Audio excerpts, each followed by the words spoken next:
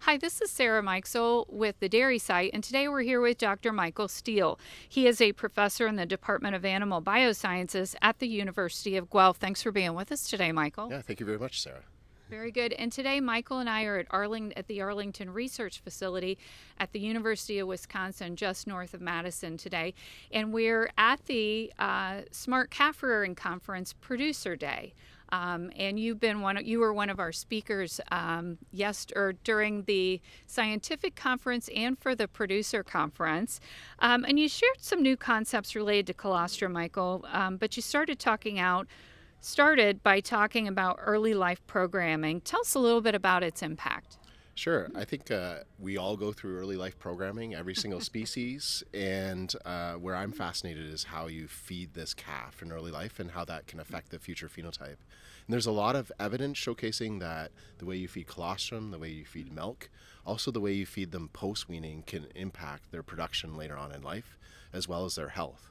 So I think this is a really important concept for farmers to really hone in on and make sure that they're optimizing growth and health during the pre-weaning period, but also post-weaning. Very good. So really what you do in the beginning has a big impact on the back end, right? Absolutely. Yeah, I totally agree with that. And I think we need to pay very close attention to how we rear these animals in early life. Very good. Excellent. And what impact do antibiotic treatments have on calves? There's been a lot of discussion over the conference about the impact of antibiotic treatment in calves.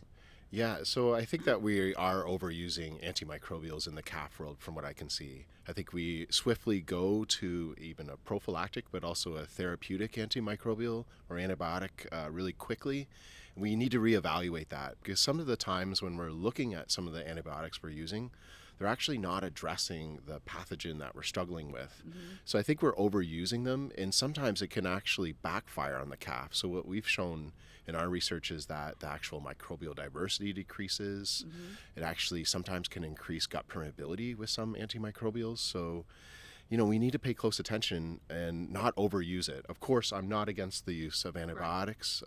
My children received antibiotics when they were young, and it saved them. So, of course, under very severe circumstances, you need to use antibiotics. But I think we overuse them in the calf world, especially with diarrhea.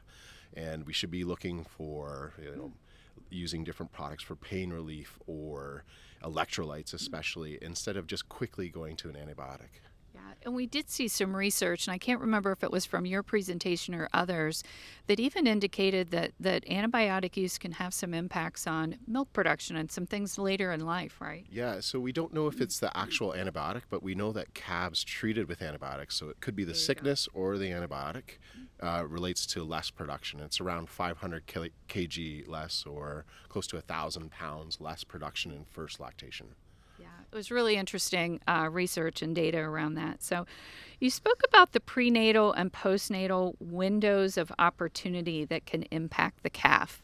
Yes, there's lots of opportunity in the dairy world prenatally. That's what we call the greatest opportunity to change the future phenotype of this calf.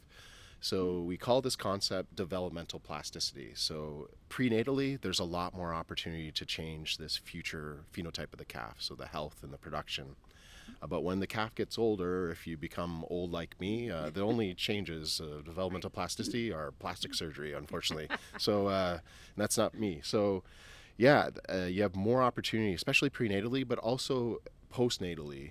You still have a tremendous opportunity to feed colostrum differently, right, feed different milk strategies, and also have some good solid feed strategies to potentially improve the health and production of this animal. So it doesn't go away postnatally. It's still there, even when they're heifers. So I think that we need to hone in on this. And we do a lot of work in the calf world. We don't really know much in the dairy world prenatally, but we definitely know a lot in that first 60 days. But we need to expand this research to understand not only the prenatal, but also postnatally after 60 days. What are these interventions doing to future production? Very good. Excellent. And what are some of the new concepts related to colostrum? What is your research telling us? Yeah, I think timing, of course, is really critical with colostrum, the total volume that you're feeding. It looks like we should be pushing to 8 to 10% in that first meal of body weight in the form of really good quality colostrum. Now, we define good quality colostrum at around 22 bricks right now with maternal. I think we should be actually going to 25 bricks as our standard. So I think we need better quality colostrum to feed to our calves too. I think also offering that second meal at a lower volume is also really important.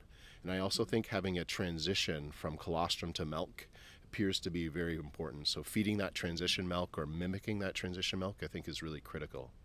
Excellent, excellent. And what are some of the keys to successful weaning, really kind of transitioning from milk to solid feed? Yeah, so the calf goes through this transition not just from birth in that first week, but Right. then the biggest transition with respect to the gut is during this weaning when you have essentially a pseudo-monogastric turning into a ruminant. So we have to be very critical, especially if we're going to be feeding a lot of milk. It becomes more challenging.